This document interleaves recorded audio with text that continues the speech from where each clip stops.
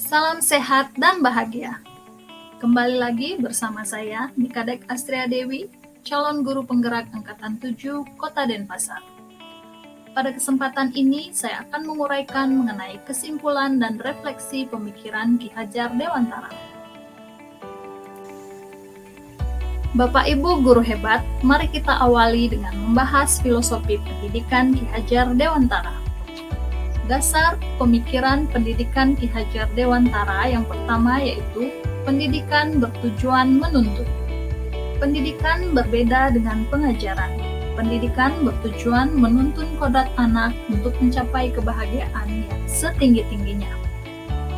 Kodrat yang dimaksud antara lain adalah kodrat alam, yaitu pembawaan dari lahir dan keadaan lingkungan tempat tumbuh dan berkembang anak. Kodrat zaman yaitu kemajuan teknologi dan perspektif global. Tuntunan dalam pendidikan bermakna memberikan arahan agar siswa berkembang sesuai dengan bakat dan minatnya, bukan menuntut atau memaksa siswa berkembang sesuai dengan keinginan guru. Diibaratkan menanam padi, petani hanya berkewajiban merawat tanaman padi, bukan merubah tumbuhnya tanaman padi menjadi tanaman lain. Dasar pemikiran yang kedua yaitu pendidikan yang berpusat pada siswa atau yang dikenal dengan istilah student center. Bahwa dalam proses pembelajaran, siswa adalah subjek di dalamnya, memberikan ruang yang seluas-luasnya untuk memaksimalkan potensi siswa, dapat mempercepat tercapainya merdeka belajar. Pemikiran yang ketiga yaitu sistem pamuk. Dalam proses pendidikan, seorang guru hendaknya berpegang pada semboyan Ki Hajar Dewantara, yaitu Ingarso Sungtulodo, yang artinya di depan memberi contoh, Ingmadyo Mangunkarso, di tengah memberi semangat, dan Tuturi Handayani, di belakang memberikan dorongan. Hal ini sangat sesuai dengan penanaman nilai-nilai positif kearifan lokal budaya Indonesia. Memberikan arahan kepada siswa untuk membekali diri dengan kemampuan yang sesuai untuk menjawab tantangan global tanpa meninggalkan jati diri. Kita lanjutkan dengan refleksi pemikiran Ki Hajar Dewantara.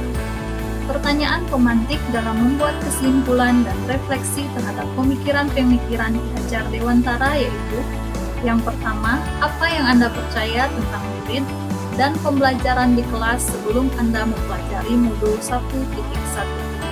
Yang kedua, apa yang berubah dari pemikiran atau perilaku Anda setelah mempelajari modul ini?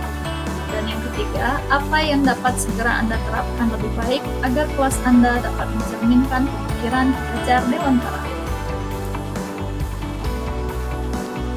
Yang saya percaya tentang murid dan pembelajaran di kelas sebelum mempelajari modul 1.1 adalah fokus kegiatan pembelajaran adalah ketuntasan target kurikulum dalam 1 semester dan 1 tahun ajaran.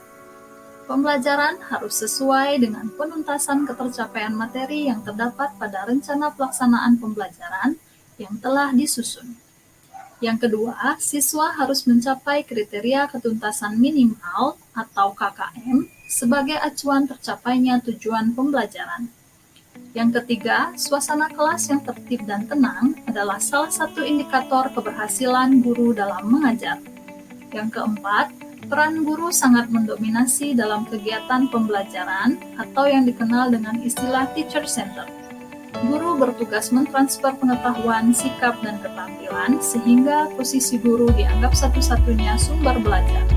Yang kelima, saya berpikir dengan memberikan hukuman dan tindakan tegas dapat mengubah perilaku siswa.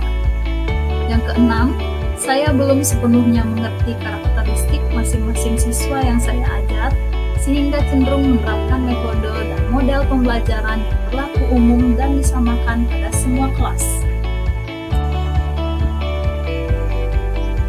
Yang berubah dari pemikiran atau perilaku saya setelah mempelajari modul 1.1 adalah perubahan pemikiran yang pertama yaitu saya mulai merubah mindset saya bahwa kegiatan pembelajaran tidak hanya berfokus pada pencapaian target tetapi kegiatan pembelajaran yang baik mengharuskan memperhatikan kebutuhan siswa.